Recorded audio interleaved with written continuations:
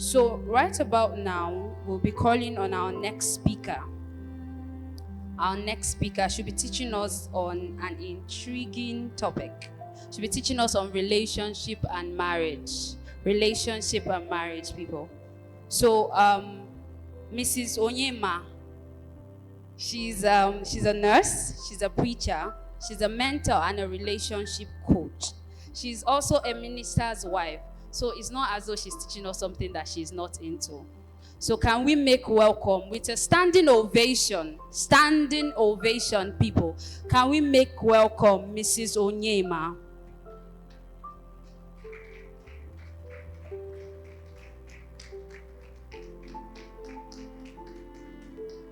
Please be seated. Thank you. Well, my name is Onyeoma. I am Onyeoma. Praise the Lord. So I have only 25 minutes to talk about this broad topic that we all want to hear about, because this topic is for life. It's for life. And so 25 minutes is not enough, but God help me. I hope we will learn one or two things that will help us. It's for life. As I teach you, I'm also learning, because I am in a marriage.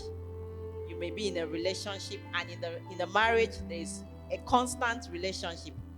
Where there is no relationship in a marriage, the marriage is over.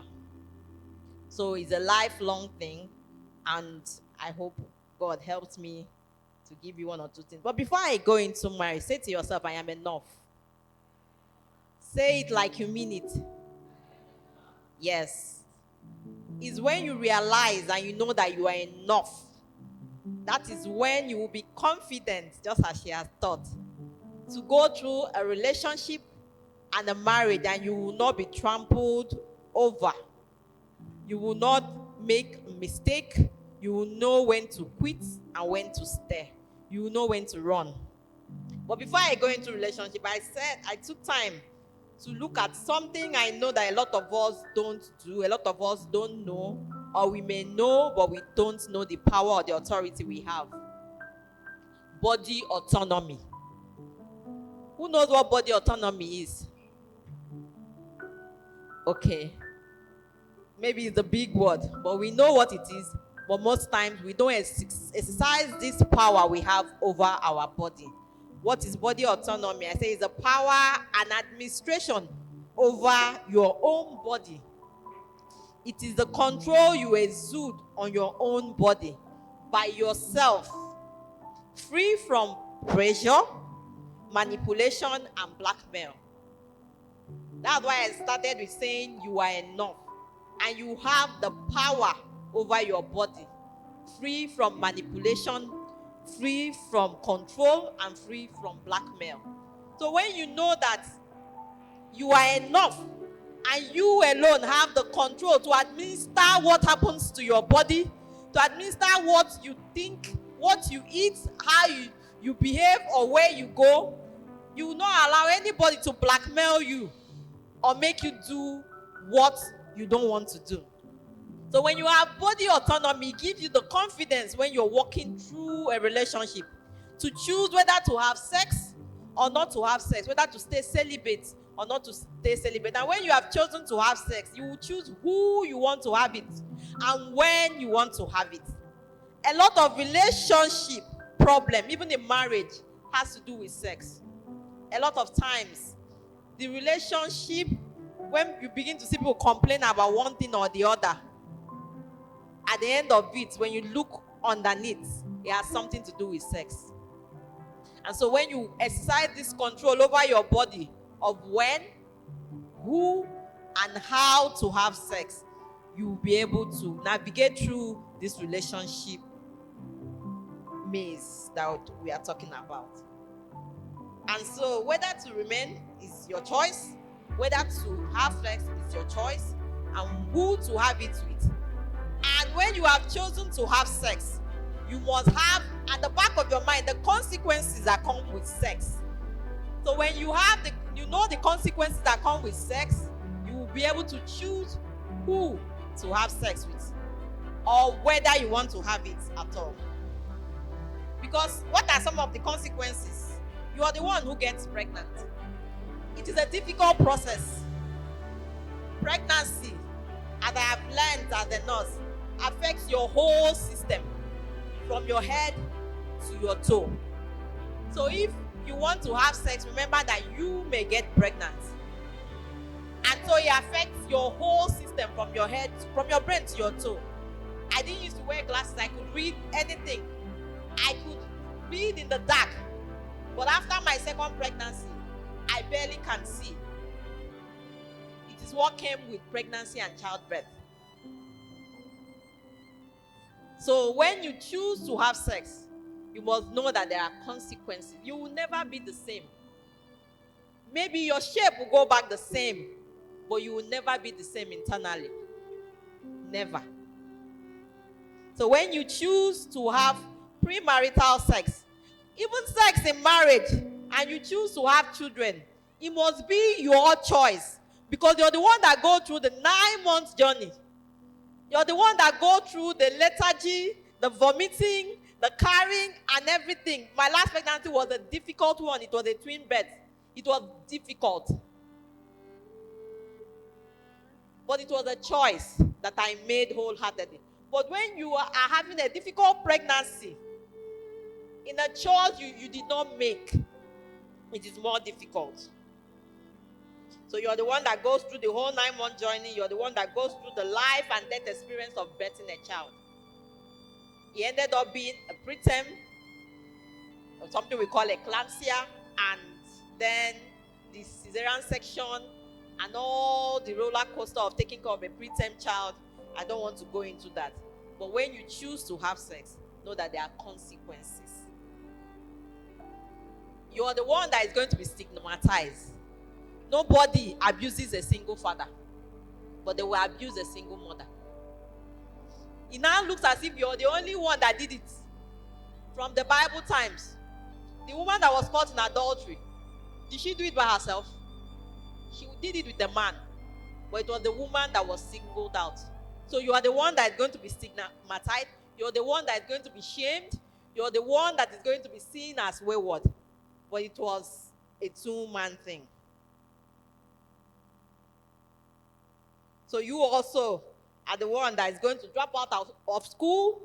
You may not totally drop out, but within that period, you would have to limit some things because you're pregnant, or because you're giving birth, or because you decided to have a child. A child is a lifelong thing. When you have a child, it alters the course of your life. Everything you do, you put into consideration that child. Where will I keep the child?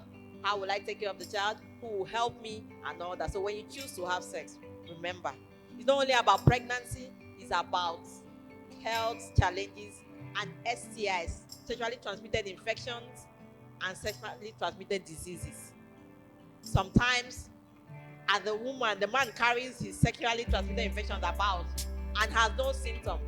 But you as a woman, immediately you catch it, in 2 days, you're already reacting. And as open as our bodies are, it begins to ascend straight into the uterus, into the fallopian tubes. And that is why some women say, I didn't do anything, but your tubes are blocked. You have scars and tissues in your womb, and you're barely able to have children. So when you choose to have sex, know that there are consequences in it. You're the one whose tubes or womb may be damaged if you choose to have an abortion. Because sometimes it's, after all, I'll flush it, I'll take care of it. But for everything that you do about abortion, you're the one that is at risk. You're the one that who may die from complications. So why will you hand this dominance to a mere boyfriend or a man? You are in charge. Sometimes, as married people, you have 1 or 2 children. People keep hounding you. When are you giving birth to another one? When are you giving birth to another one? Give your daughter a sister, or give your daughter a brother, and all that. These people will not buy pencils for you. They won't even buy you milk to give to the child. But in Nigeria, we don't mind our business. So we keep asking, why are you not pregnant again? And you don't know the process of what the woman went through to have that child. So why do you want to hand that dominance over to somebody else? It is your body. It is you who is supposed to administer it. You are in charge of your body. So when you choose to go into that relationship, don't allow anybody manipulate you or blackmail you into doing what you would not want to do. If you have chosen to stay celibate or you have chosen not to have sex in a relationship, stay there. And so when you're choosing a partner, don't choose somebody who wants to go on the journey with you. Choose somebody who is already on that journey, who had made the decision to go through that journey of not having sex before marriage. It is easier than somebody who is just following you. Because he will start guilt-tripping you, he will start manipulating you, and most times we have this nonsense that they say that it is a show of love. How is sex love? It is easy for the man. 5 minutes, 11 minutes, he gets up, he wears his pants, and he's off. But as women, we are emotionally connected. Anybody you have had sex with, you will want to stay. You don't want to detach. And most times when you hear women say, oh, they broke my heart, look at it very well. There had been a sexual relationship. So it is easy to walk away from a toxic relationship when there has not been any sexual relationship. So when you choose to go into any relationship, know that you have autonomy over your body. So a relationship, what is a relationship? A relationship is a state of connectedness between people, especially an emotional one. So it's a state of connectedness between people. So let me give you this, that a relationship that didn't end in marriage is still a successful one. Did you get that? A relationship that did not end in marriage is still a successful one. Because when you're having a relationship that you want to end in marriage, it is a period of learning, it's a learning curve. It is a period of wanting to know, am I compatible with this person? Can I manage this person's excessive? Can I live with this person? You want to know, is he kind? Is he loving? Is he sensible? Some men, they don't have common sense. Common sense is not common. Yes, they don't have common sense. So, and I keep saying that common sense is not common, and that is true. So in that process, and you have gone through this curve, and you find out that this is not what I want for myself, and you leave, that relationship was successful. You achieved something. So don't think that every relationship must end in marriage for it to be successful. It is not true. It is a lie. And so when you choose to be in a relationship, the timing is important. The timing is important. I was telling my cousin who lives with me, and I told her that if I have a daughter that is 20 and a man that is 40 comes to marry her, I will not agree. Do you know why? The generation gap is wide. And most times when very older men come to marry younger people, they come from a place of dominance and not a place of partnership. And because she's a Gen Z and the person is a Gen X, a millennial, they don't understand what they are talking about. Her whinings or the things she wants are strange or foolish to a man that is 20 years her senior. So when the timing, so before you get into this relationship, I thought about pursue clarity. Clarity is why. Why do I want to be in this relationship? Why? Sit down and ask yourself these questions. Am I doing it because all my friends are in a relationship? Am I doing it because I am ready to get married? Am I doing it because I want to belong? Am I getting into this relationship because I want money? I want somebody who will fund me? Am I getting into this relationship because whatever thing, it is a time to ask why. So you should pursue clarity. Why am I doing this? Am I ready? If the man comes today and said, I want to marry you, am I ready? Have I achieved what I want to achieve? Have I gone to the place where I should be to be ready for marriage? And another thing is that our clients tend to raise girl children specifically for marriage, and it breeds frustration on the children, on the girl child. Just like you're sweeping the house, and your mother comes and says, "Is this how to sweep? Is this how you sweep for your husband? Is this how you sweep in your husband's house? Oh, you don't know how to cook. Is this how you be cooking for your husband?" And from little, we begin to drum these things into the hearts of our children. And by the time they grow up a little, all they think about is marriage. And when they should be advancing and doing something for themselves, they begin to mark time and wait for marriage. But I have made a conscious effort not to tell my daughter to sweep well for her husband's house, but to tell her to sweep because she lives in the house. The house is her own, and she needs to be clean. She needs her house to be clean. So let's stop this mentality that it is marriage that completes you. So you have to mark time and wait for marriage. No. Don't mark time and wait for marriage. Achieve. Nowadays, the men ask, what do you bring to the table? So you should not be a liability. You should work hard. Keep achieving. Keep doing it. There is no gender role. There is no gender role. I grew up in a family where my father asked us to do everything. When you say, go and watch the car, it's the boy that watches the car, he will tell you no. You're supposed to learn. He will tell you, my daughter, learn everything because you will need it. If I polish shoe for you, a man's shoe, you would think the Hausa people came to do it. Because it was a country. If I iron trouser, the one with the ghettos for you, you would think you went to a dry cleaner. Because my father was conscious enough to tell me that you need to learn everything because it is for your own self. You first of all live with yourself before you begin to live with another.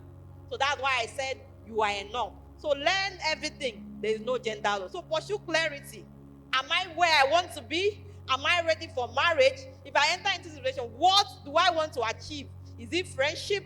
Is it somebody that will build me up? Is it somebody that will make me a better person? And when you are in a relationship and it is not adding value or worth to your life, run. It is a recipe for disaster. So run from it. So you should also pursue clarity of desire. What is your heart saying? Why? It's the same thing I was saying. Why? Clarity of desire, my heart. Is it because my heart is beating, pim, pim, pim? Is it because the butterflies are flowing? Is it because the man has the flowery words and he is telling me all the sweet things I need to learn or I need to hear? You also pursue clarity of community. Most times when you are in love or you think you are in love, nothing else matters. No matter what somebody else tells you, you don't believe it. You think the person is just jealous. But when you have a community that you can lean back on, is it the church community you have somebody that you trust? Even your parents will not want you to go into something bad. They won't want you to be in a failed relationship. So your parents is also a good community. The good ones, because there are some parents who are a recipe for disaster too. The good parents, we know. You have a friend, that tells you the truth no matter when, not the one that is encouraging you to come and join because he or she is doing that. So you must pursue that clarity of community. Ask the person, am I getting it right? Be able to talk. Is somebody you're able to talk to and you are sure that the person is not judging, but the person is going to tell you the truth. You should also pursue clarity of opportunity. God still speaks. And when you look around you, the things that are speaking around you, there are things that is most times we women, we open our eyes wide and we walk into danger. We saw all the red signs, we saw all the red flags, but we walked into them thinking that he would change. Nobody changes. It's only God that changes people. It's only the person that God changes. So if you think because I am here, I will change him or he will change because of me, it's a lie. It's only God that has the power to change. Another thing in relationship, so I'm putting them together because most of the things in relationship also happen in marriage, is communication. Communication. So relationship is the time to ask questions. It's the time to take those decisions. What you want or how you want your marriage to be. It's the time to ask questions. It's not the time to have sex and talk about all the nonsense. It's the time to ask, what is your genotype? What is your blood group? When you have dated somebody and you begin to like the person 2, 3, 4, 5 times, it's time to ask, what is your genotype? Because if you go to hospitals and you see sickle cell children and what the parents and the child goes through, you will not want to have one. It's a time to ask, what is your genotype? What is your blood group? If you're O positive and you marry a man that is O negative, you are in trouble. So it's a time to ask those questions.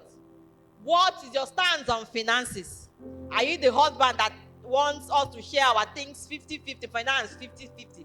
Some men want to share the finance with women 50-50, but they don't want to share the house chores.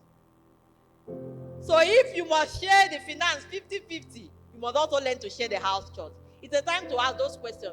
How many children do you want to have? It is a time to ask questions of things you don't like. If you don't like a cheat, it is during relationship that you begin to drum it. And if you have a friend or you're in a relationship with somebody who is a cheat, it is time to run. Because it is going to magnify in mind. Because in our climb, it looks like you are owned. Men keep saying, I paid your bride price, so you are my property. For those who understand that women are property, but you're not a property. So have it at the back of your mind that you're not a property. You are a person that needs to be respected, to be honored, to be loved, to be pampered, to be taken care of. So you're not a property. It's the time to also ask these questions. How do we manage our finances? What do you earn? It is a time to ask all those questions. Arm yourself with the question. Not every time you go on a date, you just eat and talk and gossip about other people. If you're on a date or in a relationship, it is time to ask everything that you might think that will bother you. How do you see women? What do you think about a woman working? What do you think about a woman earning her own money? What do you see about cesarean section? Do you know that even in this time, there are still men who are so archaic that they don't sign cesarean section for their wives? It's a time to ask about those things. It's a time to ask, what if there is a delay in infertility? We have infertility problem. What do you think?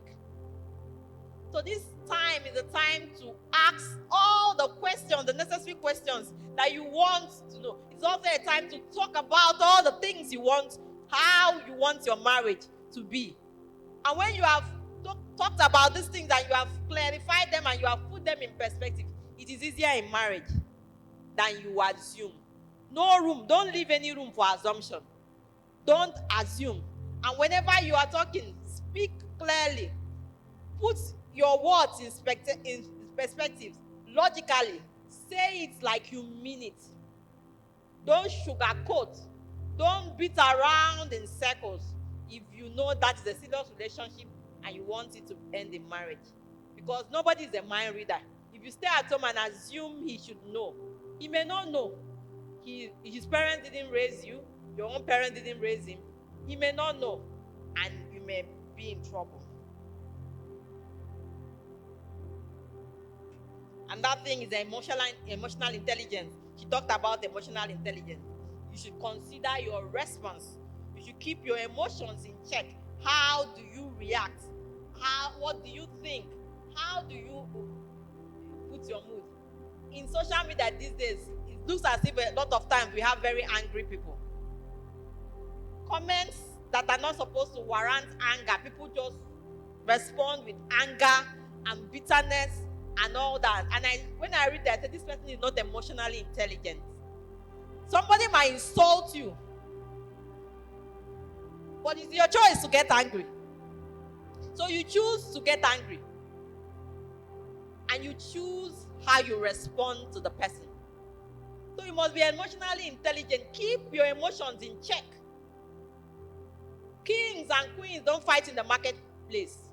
So don't go out every time with your swords drawn. You're ready to fight anywhere, anyhow. You just open your mouth and you say anything you want to say, anything that comes, you will say, I am raw. My dear, nobody eats anything raw.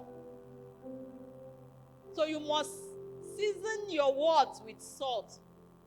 Even the tapioca we eat, we don't eat it raw. We put salt in them.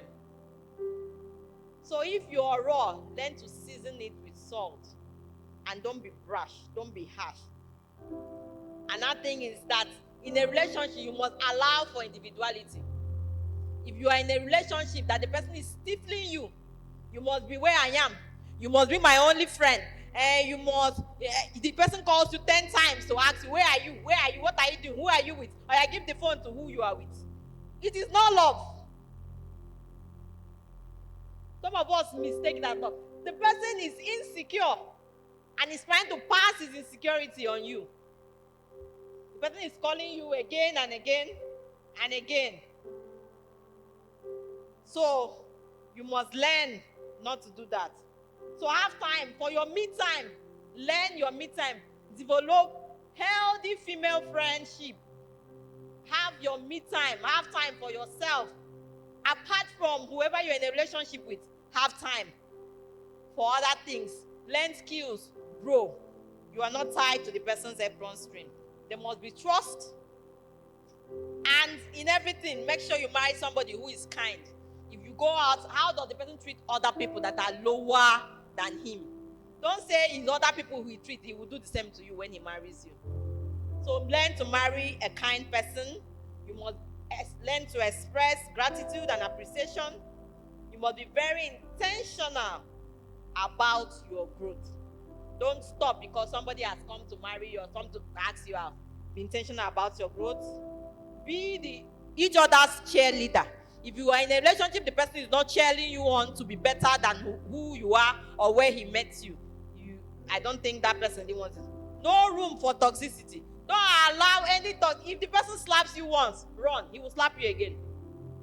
Or if she slaps you once, she will slap you again. Don't accept it. Don't accept yelling, and you too don't yell. It is only animals that yell at each other and fight each other. As a human being, learn to sit down and dialogue. If the person is shouting from the beginning, tell the person, no, I don't accept that. We will have to sit down and we'll talk about it. No room for toxicity. Emotional blackmail, emotional shaming and body shaming. People are in a relationship and the person is shaming and body shaming. He saw you fat and then he came and he's trying to make you to lose weight. He's in the wrong place and you are in the wrong place too. So no room for toxicity. Don't begin to shout and quarrel and fight. Don't accept it from the beginning. They are very narcissistic men. Everything is about them, and women too. There are some women too. Everything is about them. Anytime they see you happy, they will want to make you sad. That is a sign of narcissism. So I said before, I talked about body autonomy. So you must know God personally.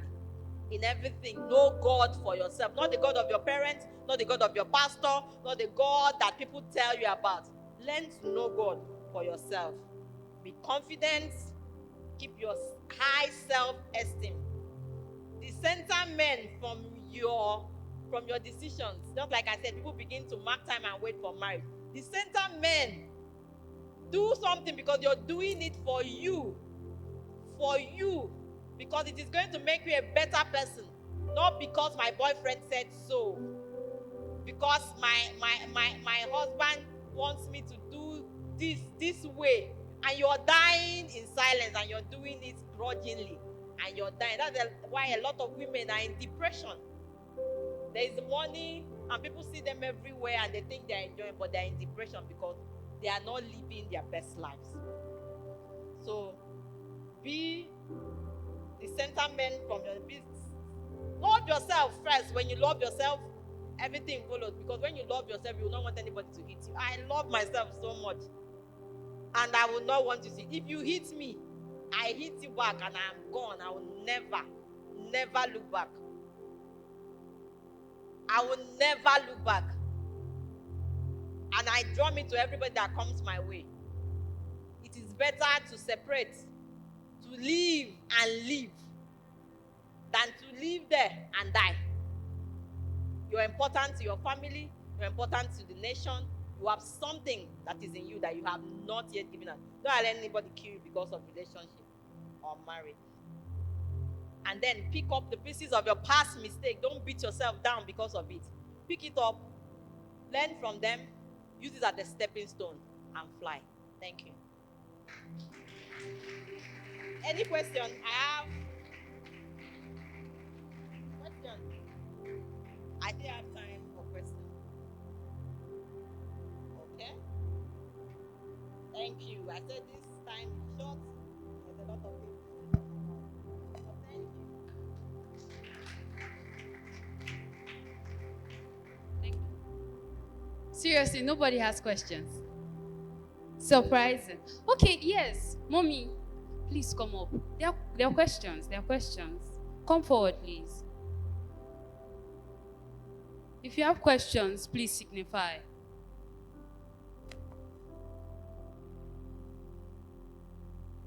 Thank you very much, Ma. So, when you were talking, you spoke about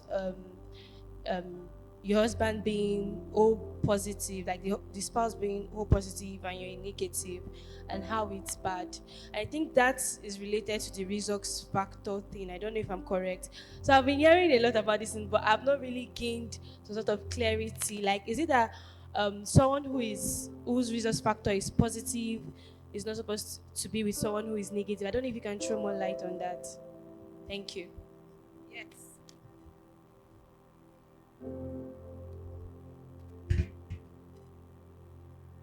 When we talk about resource factor, and you are a positive, and your husband is a negative, or you're a negative, and your husband is a positive, it looks like you're bringing in something. Most times it shows in pregnancy. When you have been pregnant once, and that is why when you go to the hospital and they will ask you, have you been pregnant before? You say no.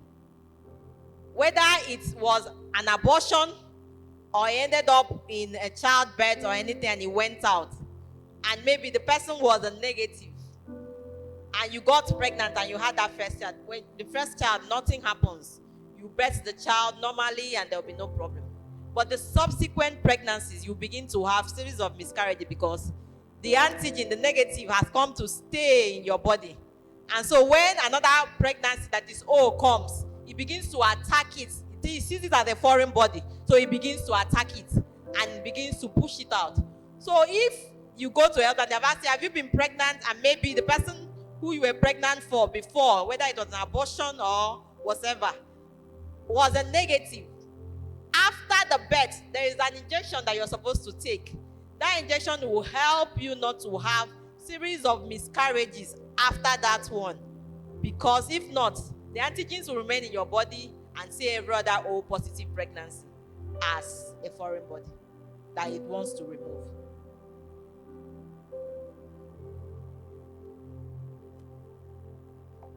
Thank you very much, ma.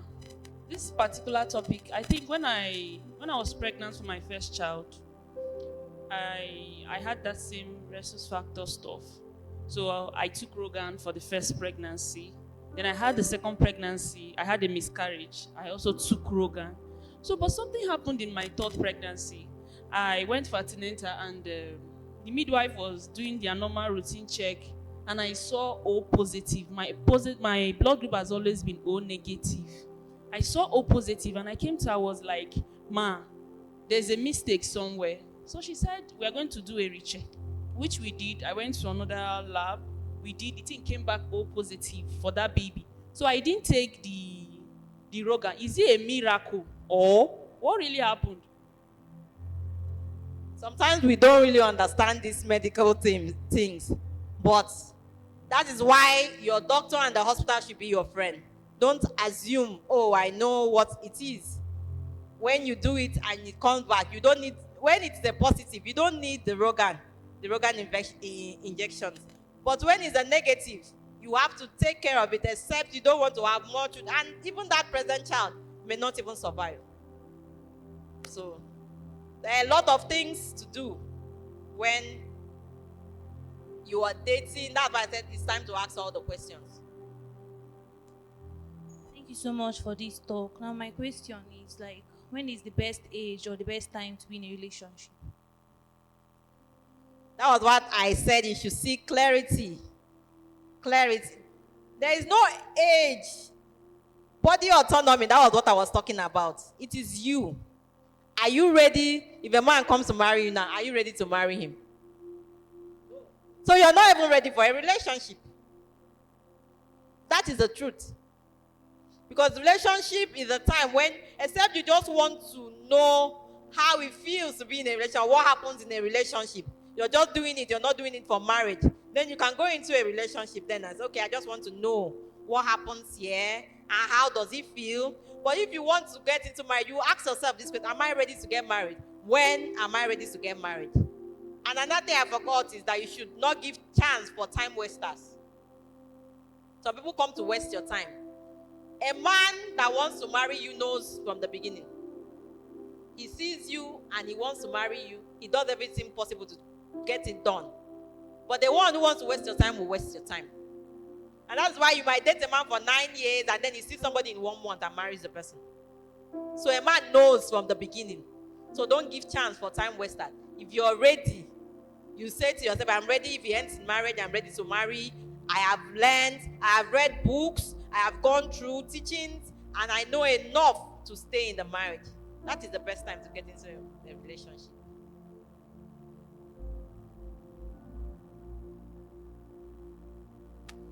Okay, thank you, Ma, for the educative talk. So I have a question. I believe all of us here, we are Christians. And then I heard a story about a couple in a relationship. They dated for like over 3 years. And then after 3 years, when where everybody was expecting that they were going to get married, the man just came up one day and said, oh, that she's not the will of God for him.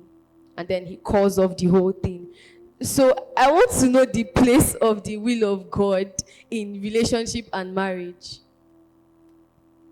You know, God gave that power over to you. He who finds a wife finds a good thing. God does not find wives or spouses for people anymore. He gave to Adam, and Adam said to him, the woman you gave me. And so it is in your hands to choose. That's why he said, go and find. When you find, and then there's the place of praying about it. When you pray and you have peace of mind about it, then you know it is going to work. But God is not choosing spouses for anybody anymore. It is your place to go there. And you, while he was praying, what were you doing? While he prays, you also pray. Because if God speaks to him, he also speaks to you. You don't need a medium for God to speak to you. And maybe she herself, she was just managing the relationship too. Well, because she wanted to be married, she stayed when the things. That's why I said the man knows. Maybe he was just tolerating her, and he found somebody he wanted that fits all the right things. And that is why he just moved on and then quoted it with God. Because most times we like to quote things with God. So it is his choice, the choices he made. And you, when he's praying, pray too. You have mouth to pray. God is your father. He will hear you. He will answer you. Any other question? Are you okay? Can we make that clap louder? Thank you so much, Ma. Thank you so much. Like I said, if you have any questions, you could write it down or signify. Someone has a question. Where is she? Where is Ebere? She has a question for Mrs. Chidima. She says she has a question for you about the health talk. Quickly, please. So my question, you spoke on PCOS, and I have a friend who we're talking recently, and then she said she discovered she had PCOS at the age of 10. So she was like, she used to even be slimmer than I am, but now she's very big. And she's talked about how it also affected her health. She has difficulty in breathing. She had to go through a surgery at the age of 15. So I don't know. My question is like, are they other health facts, like aside when you come to fertility and giving birth, are there other things that maybe we need to know about this PCOS from a younger stage? Because there were some symptoms that she was pointing to. Like I myself, I know I've experienced some of this and I got scared. Does it mean I also have PCOS without knowing and stuff? So I don't know. Are there other things that younger women experience that are related to this PCOS? Thank you. Okay, I tell people, in fact, there's a research that came out. They said some medical personnel said they should change the name from PCOS to metabolic reproductive syndrome. I totally agree with that because PCOS is a metabolic issue. It's something that affects your whole body. So immediately you start seeing your period as a woman, you understand, experience it. You understand. So for the fact you miss your period, let's say you didn't see your period this month, something is actually going on.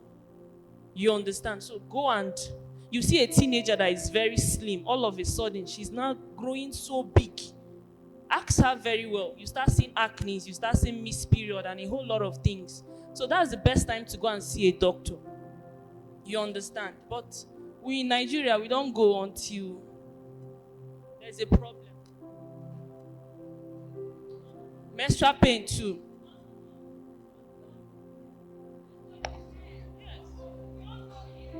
Menstrual pain is not normal. Don't load yourself with the analgesics. Some people don't stand up for 3 days when they are on menstruation.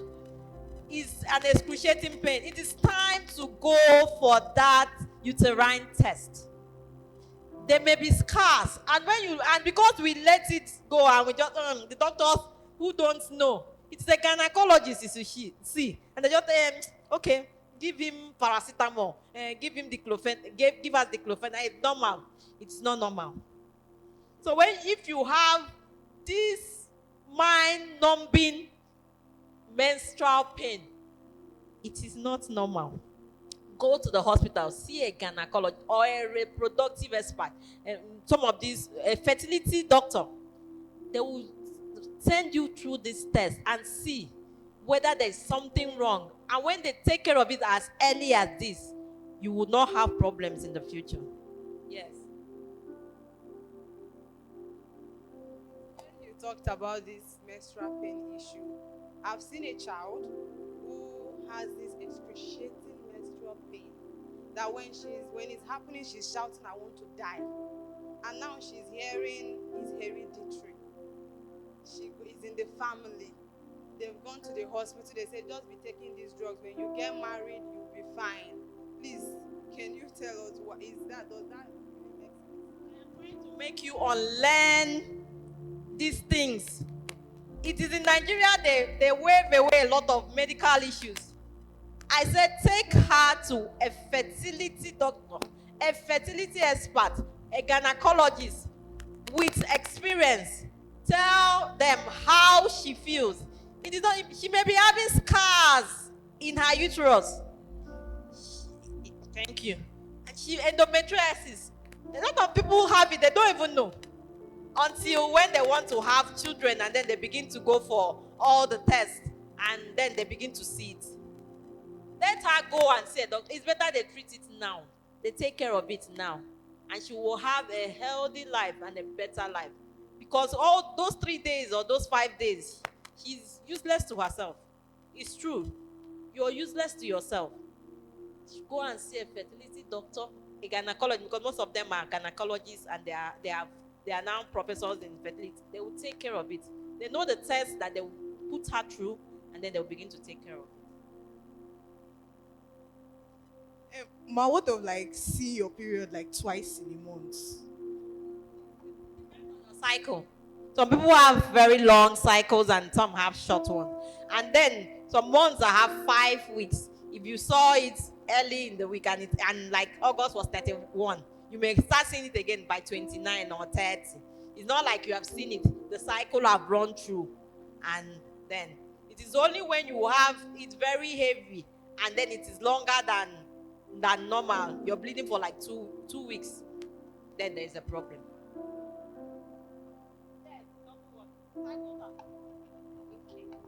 Thank you so much, Ma.